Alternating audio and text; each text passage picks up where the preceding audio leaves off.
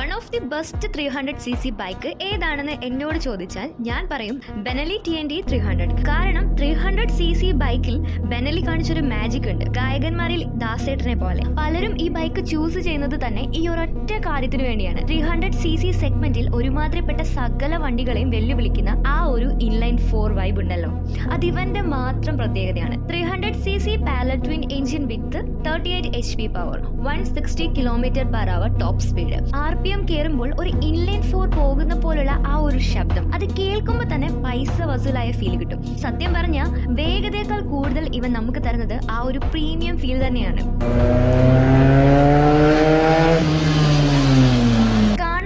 Muscular ലുക്കാണ്, കുറച്ച് വെയിറ്റും കൂടുതലുണ്ട്. അതുകൊണ്ട് തന്നെ ഹൈവേയിൽ നല്ല സ്റ്റെബിലിറ്റി കിട്ടും. പിന്നെ ടൂറിങ്ങിന് പറ്റിയ വണ്ടിയാണോ എന്ന് ചോദിച്ചാൽ പക്കാ ടൂറിംഗ് ബൈക്ക് അല്ലെങ്കിലും കംഫർട്ട് ലെവൽ വളരെ നല്ലതാണ്. ലോങ് റൈഡുകൾക്ക് പോയി വരാൻ പറ്റിയ ഒരു ഐറ്റം ആണിത്. മൈലേജ് ഒരു 20 മുതൽ 25 കിലോമീറ്റർ വരെ പ്രതീക്ഷിക്കാം. 2026 പുതുതായി ഇത് കിട്ടാനില്ലെങ്കിലും സെക്കൻഡ് ഹാൻഡ് മാർക്കറ്റിൽ ഇന്നും ഇവന് നല്ല ഡിമാൻഡാണ്. ഏകദേശം 3.5 ലക്ഷം രൂപ വരെ കണ്ടീഷൻ അനുസരിച്ച് വില വരും. സൗണ്ട് ഇത്രയും ഇഷ്ടമുള്ള ഒരാൾക്ക് ഇതിലും നല്ലൊരു ചോയ്സ് വേറെ കിട്ടാനില്ല. എന്നോട് ഇനി ആരെങ്കിലും ഡ്യൂക്ക് 390 അല്ലെങ്കിൽ ബെനലി TNT 300 ചൂസ് ചെയ്യാൻ പറഞ്ഞാൽ ഞാൻ ബെനലി TNT 300 ചൂസ് ചെയ്യും. കാരണം എനിക്ക് സ്പീഡിൽ റൈഡ് ചെയ്യുന്നതിനേക്കാൾ കൂടുതൽ ഇഷ്ടം ഇവന്റെ എക്സോസ്റ്റ് നോട്ട് ആസ്വദിച്ച് റൈഡ് ചെയ്യാനാണ്.